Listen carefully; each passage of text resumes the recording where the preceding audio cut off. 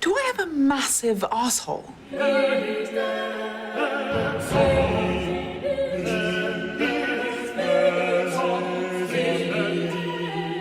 You know they're saying cunt, cock, and arse, right? Fleabag is a British comedy drama written by Phoebe Waller-Bridge. Its first season was released in 2016 and was brilliantly written and performed. With a wave of critical acclaim that followed, Waller-Bridge agreed to sign on once more for season 2. It is the show's alleged final season and the perfect example of prime television. Now, it's difficult to find the words that encompasses the majesty of Waller-Bridge's television show. It is, for a 12-episode series, profound in many ways other television shows could only dream of achieving. The show enraptured the audiences with its characters, dialogue, storyline, and plot. So much so that Phoebe practically swept the 2019 Emmy with nominations. Fleabag also inspired 2 video essays that can help add to your appreciation of her work. They're both created by Jackson from SkipIntro, and I'll leave links to them down below. My first video essay was also about Fleabag and Phoebe Waller-Bridge, so go check that out right here. Do I have a massive asshole? Fleabag criticizes the modern-day feminists' hypersexualization. Before proceeding to the rest of the video, I have to discuss the sex-positive wave of feminism. Sex-positive feminism, or the sex-radical feminism, is a movement that began in the early 1980s. It is one of the many kinds of feminism that composed of the notoriously confusing third-wave feminism. In particular, the sex-positive movement started as a pushback against the anti-pornography feminists of the second-wave movement. This was the movement that aimed to normalize female sexuality. Females can wear what they want, when they want it, and they should be able to choose what they do with their bodies without being shamed or ridiculed by society. The first time we're introduced to Fleabag, she is in a state of precoital madness, and we are automatically thrust into a television series about sex. I remember watching the first 5 seconds and going, oh, okay, so this is a show about sex, and sex. She's one of the only female characters in recent history, that I can recall at least, who is able to actually talk about sex without being objectified by her audiences and filmmakers. Much of Fleabag's character and drive is steered by her libido, yet the text does not shame her for being a woman who has or liked sex. The show allows a woman to be sexual without making her two-dimensional. Hence, Fleabag is very sexual without being a pair of tits and However, the show doesn't promote Fleabag's form of sex either. For most of Series 1, we deal with Fleabag's insatiability. She constantly thirsts for the experience of the meat slapping, and that at times keeps her relationships from flourishing and maturing. For Fleabag, sex hinders communication and proper intimacy. Hookup culture and pornography become unhealthy coping mechanisms for her own trauma and baggage. Gotta think about all the people I can have sex with now. I'm not obsessed with sex. I just can't stop thinking about it. The performance of it, the awkwardness of it, the drama of it. The moment you realize someone wants your body. Not so much the feeling of it. To her, sex is the one thing she can control in an otherwise meaningless and unpredictable world, where she cannot control Harry, Claire, or her father and godmother. She can at least control herself and her body, and she does that by the means of sex. This is a form of insecurity and self-hatred known as hypersexualization. Before continuing, I need to differentiate hypersexualization from objectification. Hypersexualization, which is what Fleabag does to herself, is the act of someone accentuating the sexual parts of oneself, whereas objectification means to strip a person of everything but their sexuality. The key difference lies in how you perceive someone. Do you look at them as someone who can provide sex, or do you look at them as someone as an object to have sex with? When I say that Fleabag hates herself and therefore overly sexualizes herself, I mean that she is a victim of hypersexualization.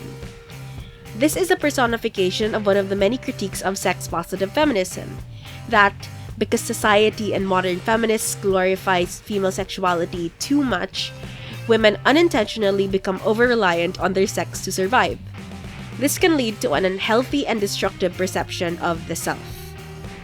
With the reveal of Booth's death by the end of Season 1, we're made aware of how damaged Fleabag's relationship with sex is.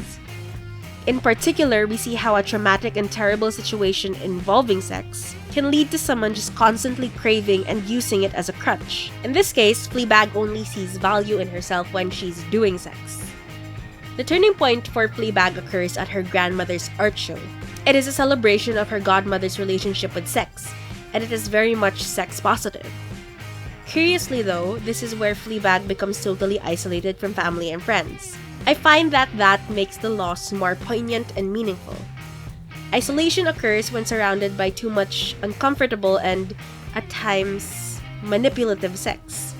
And that is a metaphor if I've ever heard one. Now, Fleabag begins Series 2 reasonably celibate. She's determined to get her life together, which she does by stepping away from hookup culture. Please take note that this does not mean that Fleabag has a healthy relationship with intimacy and self-security right away, or that her hypersexualization was the one thing crippling her from living a functional life. It's just that, by the end of the first series, she realizes that sex was one of the major hindrances from maturing and takes that away from the equation momentarily. However, Fleabag is still closed off from her family and friends. Her reliance on the audience is pretty much still there in the first half of the season 2. And that's because the lingering effects of hypersexualization do not hinge on the presence or absence of sex. Healthy intimacy is something that has to be worked towards too, whether you have sex or not. In order for Fleabag to have a better relationship with sex, she first had to learn how to create bonds and relationships away from that. She had to make peace with Claire and her father. At the same time, she had to learn how to be intimate with someone and not just sexually. And this is where the hot priest comes in. From the beginning of Series 2, it was clear that Fleabag wanted to get with the hot priest. The priest is quite hot, so hot. She follows him around, befriends him, and humors his religious beliefs, all without compromising her own atheism. In essence, her behavior is similar to, but not exactly the same as Fleabag in Series 1. Unlike Harry, or with any of the other guys Fleabag slept with, there exists mutual respect between the priest and Fleabag. You can tell that she genuinely enjoys his company as a friend, and that their chemistry exists beyond sex. What we don't expect is that the priest reciprocates Fleabag's interest. However, his interest has nothing to do with sex itself. Well, at least not explicitly stated. Instead, whenever the priest talks about wanting Fleabag, it's always in a very emotional way. I like you, I'll give you this Bible, I like talking to you about you and your atheism and challenging your beliefs. At the same time, he's the only one who can truly see Fleabag break the fourth wall. I won't really go much into that as there are a ton of other videos you can watch discussing this. However, the priest seeing Fleabag break the fourth wall symbolizes that the priest is able to understand and appreciate Fleabag for who she is. I don't think Waller-Bridge chose the hot priest as Fleabag's main love interest for some laughs. This ain't a haha Fleabag can't fork a priest gag. Instead, the priest's celibacy and Fleabag's determination to break it kind of symbolizes her own character arc. She goes in wanting sex and comes out feeling loved and appreciated, and this is what makes the priest so important. When he chooses God over her in the end, it doesn't serve as a punishment for having sex again. It's actually not a punishment at all. The end of their relationship symbolizes the end of something that was always meant to be temporary. It benefited the both of them, yes, but at that point, we see that Fleabag does a true act of selflessness by letting go of someone she genuinely cared and wanted and loved. She let him stay with a higher being she didn't believe in because he loved God more. She gave him peace again. Sex was never the problem with the priest. Fleabag didn't need to take a vow of celibacy in order to combat her hypersexualization. She just needed love. The main conflict of Fleabag has always been about love and intimacy, and the struggle to find someone you have a genuine intimate connection with. It is about learning that sex and love can coexist in one person, and how it can be separate from each other in another person. It is about learning how to care for someone the way that they want to be cared for, and learning to see the value in someone else when they're not a sexual prospect. In another way, Fleabag is understanding that love can be painful and awful at times, but it doesn't have to be destructive. The priest's speech helps close Fleabag's arc by ending it on a relatively high note. Love is not always a good feeling, but if you take the hope from it, you can let it flourish inside of you. Love is growth. Love is not letting you fall back into destructive and hypersexual tendencies, and when hurt and broken, it's being able to let yourself be vulnerable around those who truly love you. Fleabag is about learning to love again in the age of the modern feminist, and that's why I think the show and Phoebe Waller-Bridge are amazing. When you find somebody that you love, it feels like hope. Hi everybody, thanks so much for watching this video. This video means so much to me because this is an update to my first ever video essay, and it's about something I truly and deeply love. So if you liked it, please give it a thumbs up down below and comment what you think of Fleabag and hypersexualization. Sorry if I sound kind of weird right now, I just have a sore throat and I'm pretty sick, but I really wanted to get this video up in time. So I hope you like it and hope you have an awesome day. I will see you all next time. Bye!